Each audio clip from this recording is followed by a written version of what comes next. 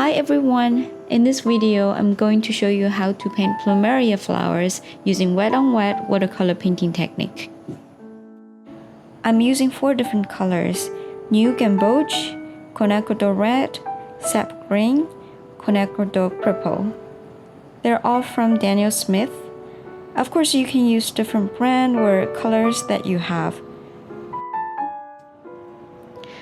I'm painting on a 6" by 6" cold press watercolor paper from Fabriano.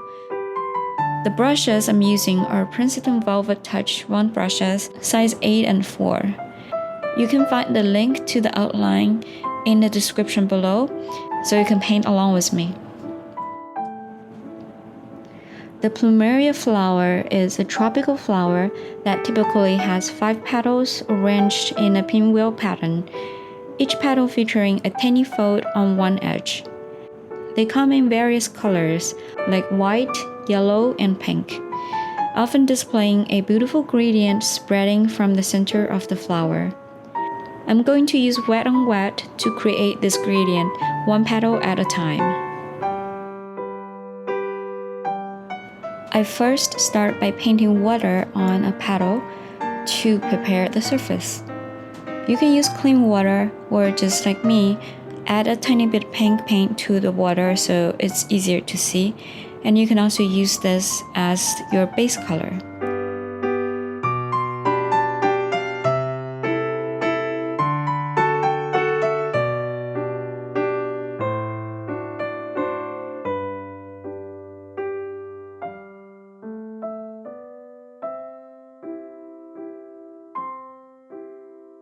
Now I'm taking my yellow paint, which is the New Gamboge, and start to dab at the point where the petal starts.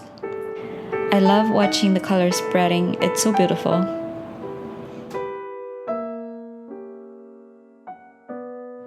While the petal is still wet, I add the second color, Quinacridone Red, from the other side of the petal.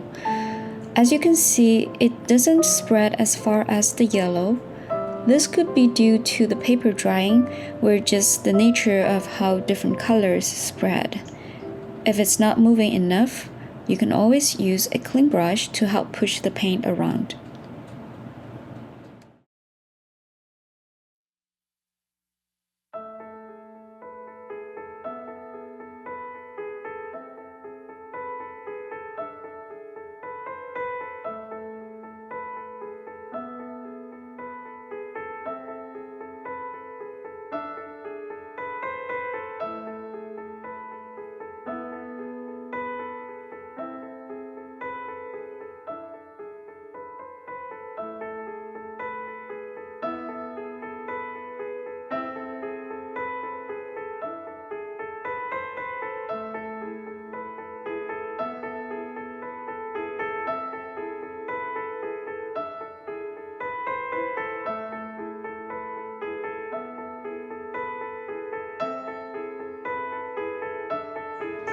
I add purple to emphasize the shadow area.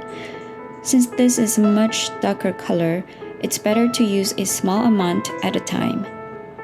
If the shadow isn't dark enough, you can always go back and add another layer after the first layer is completely dried.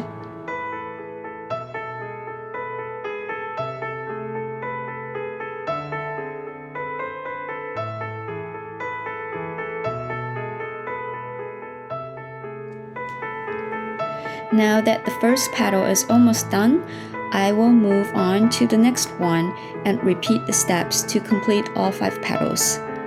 I'm going to fast forward through this part. Remember to take your time and enjoy the process of wet on wet painting. This is one of my favorite parts about watercolor painting.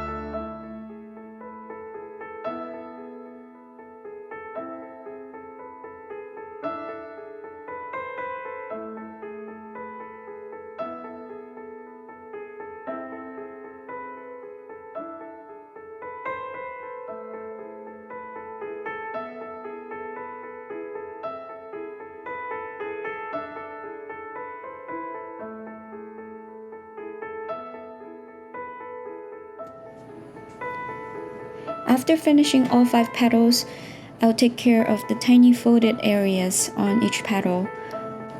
By mixing more water with the red paint, you can get a super light pink for this area. Then just drop in a bit of purple to create shadows and make it more three-dimensional.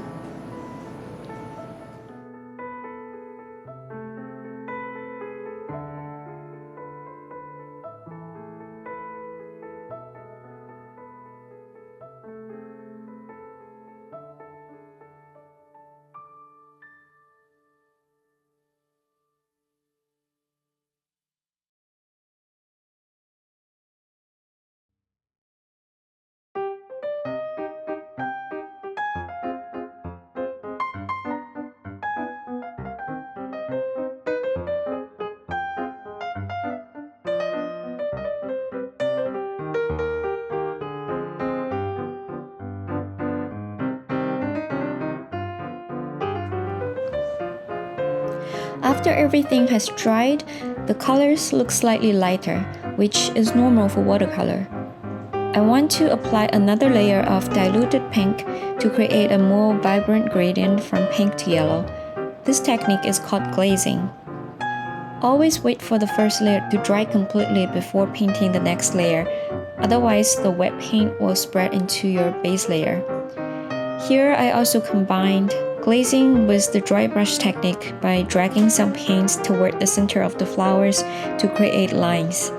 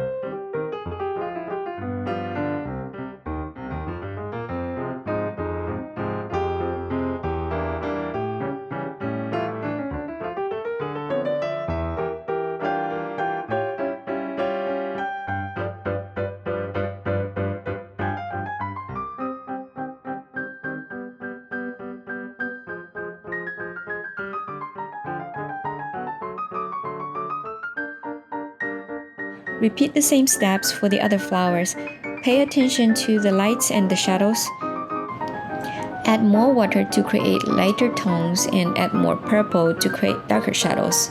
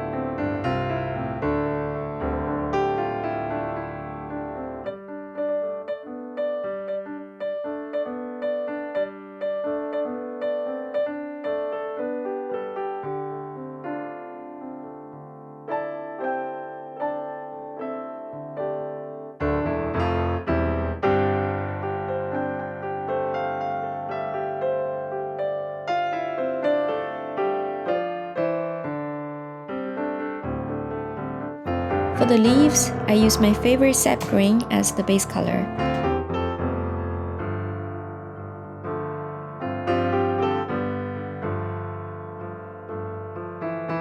First, I cover the leaf with a watery, diluted sap green. Then I mix some purple and green to create a darker tone and drop it into the areas where the shadows are.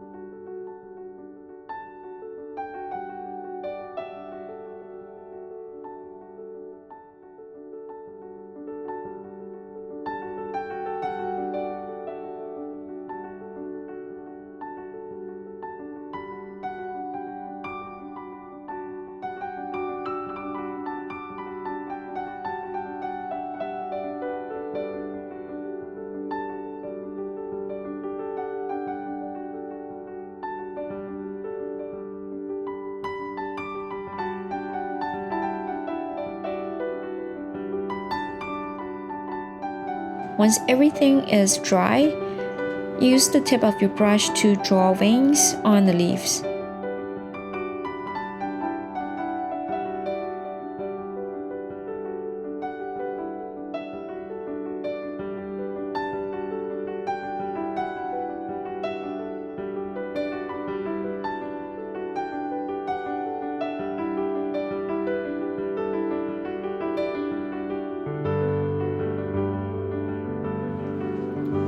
That's it! Now we have completed our plumeria painting. Thank you for watching. I hope you enjoyed painting these flowers with me. How did your painting turn out? I'd love to hear your thoughts and see your creations. Please share your paintings in the comments or tag me on Instagram. Don't forget to like and subscribe for more watercolor videos. Happy painting!